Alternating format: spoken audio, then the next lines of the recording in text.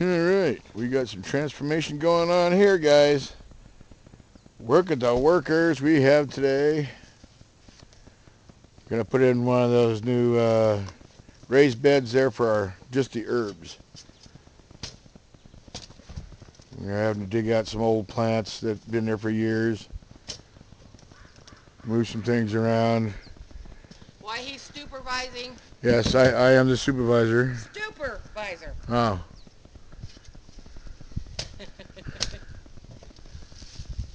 But we're going to go right up against the trellis there with brick on that end. And then come straight towards us. Out here about 10-12 feet. And about 5 foot, maybe 6 foot wide, looks like, right in there for a bed.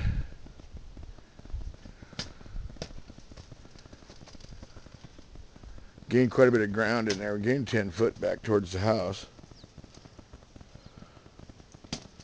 Where'd all that sawdust come from? That was inside the boxes. Oh, okay.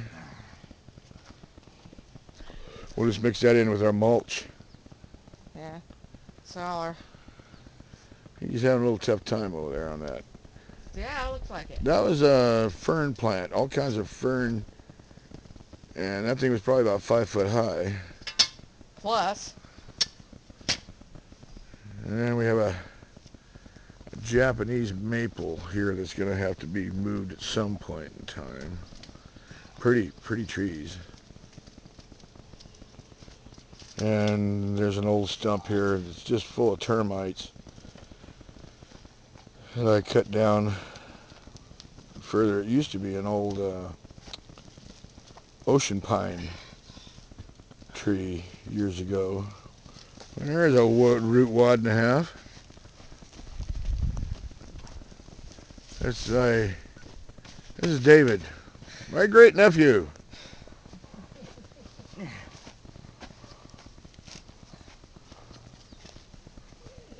We got him here all day today. Stuck my thumb right in the slug. Oh. Don't go too deep. What is that now? That's another one. Piece of fern. Fern. Okay.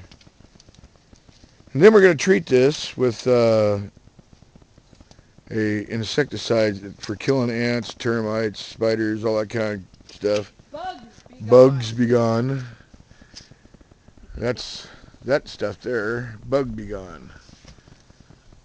And then I'm going to I got some real thick cardboard. I'm going to lay cardboard down here to kill out any grass growing up through, but yet it's going to be porous on the bottom so the water will be able to filter down through still. But this is one of our projects for the day. Alright. Where's Killer? I got to spray. And we'll catch you in another segment. Okay.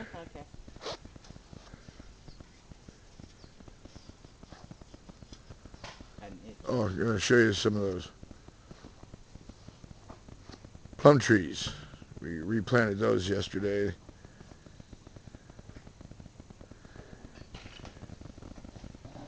And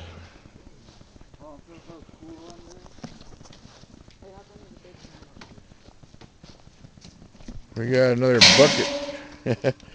bucket full of plum trees.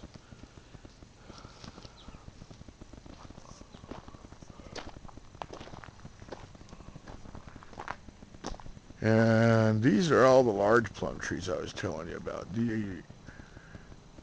They're looking better this year than they have last year, but they really need trimmed and taken care of better. The moss hasn't really hit these last two trees here too bad. But there's a whole bunch of volunteer plum trees that are here. And these are the nice big bluish ones, about the size of an apricot. Got one growing back in there. And we're going to try to salvage these.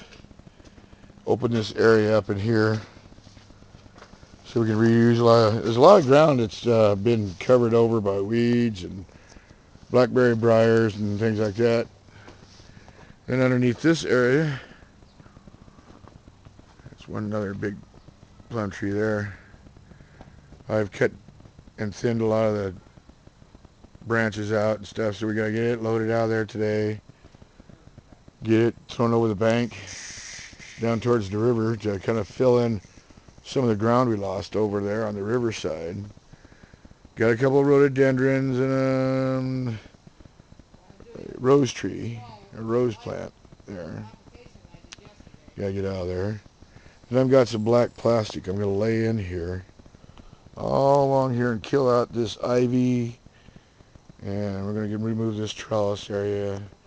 And when that happens, we'll be able to kill all the grass out and weeds and whatnot from the black plastic, but yet I'll poke some holes in it for drainage and get a pickup load or two of some shavings and some soil and kind of redo this a little bit in here so we can actually have something in here that we could grow.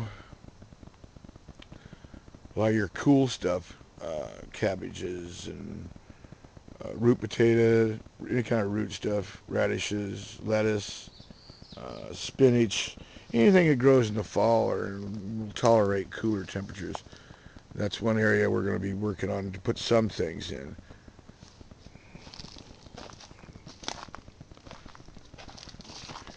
I want to show you one of our next projects too. This area. That's our driveway. Starting right here. Leave what's on the fence line there. We got rhododendrons and whatnot. And clear this area.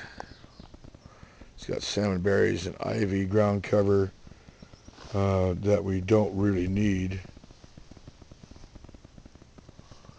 And there's another Japanese maple. A few floral type things in here, trees. We have an alder tree here that has just been taken over by the ivy. This one is dead. We're going to get rid of it, so that'll open up this area in here more. I'll probably get rid of that one there too. And with those two gone, that still will provide us enough shade. Show them our yellow flowers. No, I haven't showed them the yellow flowers. But that'll still provide us enough shade for this area, which is a mess right now for our picnic area. Nice and cool underneath here. These trees have been around a long time. They've been topped several times. And we got a new maple tree coming up in here that's having to reach for the light because it's so dense underneath here. But all this area from that tree that way will end up being raised bed area. We just got some alterations to make yet on moving some of the trees here out of the way. And I'm just glad they're not real big trees, so they won't be a real pain in the butt to get out of there.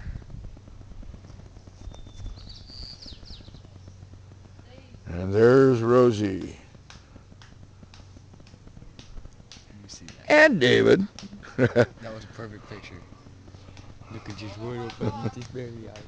You want me to cut down that tree in front of your window? It's starting to come up over here. Which window's that? Your window. Oh, no. We're just going to work on this out here today. I was just asking Yeah, because that's okay. it's starting to come over the steps. That's all right. Okay. Anyway, I'm going to sign off for now. We're going to start another episode here in a little while. Show you how this kind of project goes. All right.